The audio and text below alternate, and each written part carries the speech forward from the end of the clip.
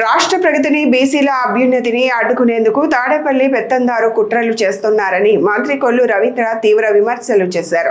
బీసీల సంక్షేమం, రాజకీయ సాధికారత కోసం కూటమి ప్రభుత్వం తీసుకుంటున్న నిర్ణయాలను జీర్ణించుకోలేకనే వైసీపీ నేతలు విమర్శలకు దిగుతున్నారని మండిపడ్డారు.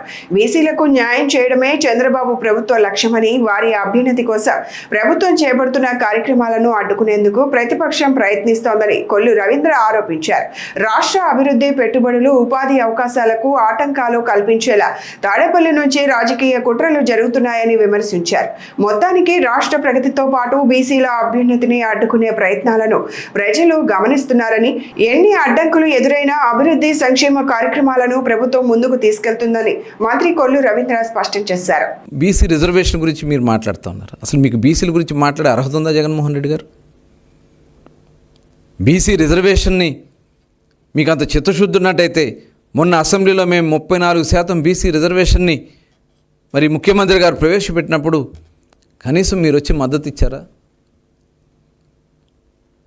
అంటే బీసీలు బాగుపడుతూ మీకు నచ్చదు, బీసీలని చూస్తే మీకు కడుపు మంట.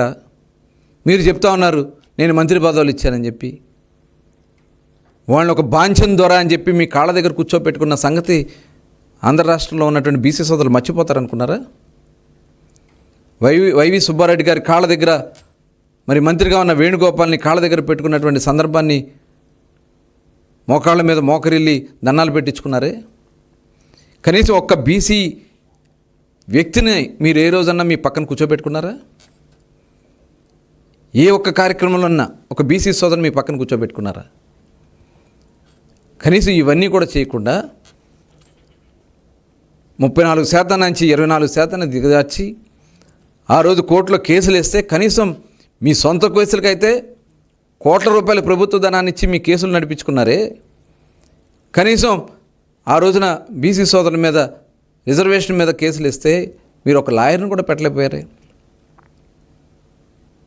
ఆ రోజు గౌరవ ముఖ్యమంత్రి చంద్రబాబు నాయుడు గారు మమ్మల్ని అందరూ కూడా పంపించి మేము సుప్రీంకోర్టు వరకు కూడా వెళ్ళడం కూడా జరిగింది. ఇవాళ మీరు మేము బీసీలకి ఏదో ఒనగబోసానని చెప్పి మాట్లాడుతూ ఉన్నాడు. బీసీలను పొట్టన పెట్టుకున్నారు మీరు. 11 రాజ్యసభల్లో మీరు ఇచ్చింది ఎంతమందికి?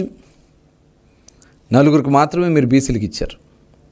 ఇవాళ కూటమి ప్రభుత్వం వచ్చిన తర్వాత 6 రాజ్యసభకి నామినేట్ చేస్తే, రాజ్యసభకు పంపిస్తే దాంట్లో 3 ఈరోజు బీసీ సోదరులకు ఇచ్చినటువంటి ఘనత గౌరవ ముఖ్యమంత్రి చంద్రబాబు నాయుడు గారిది.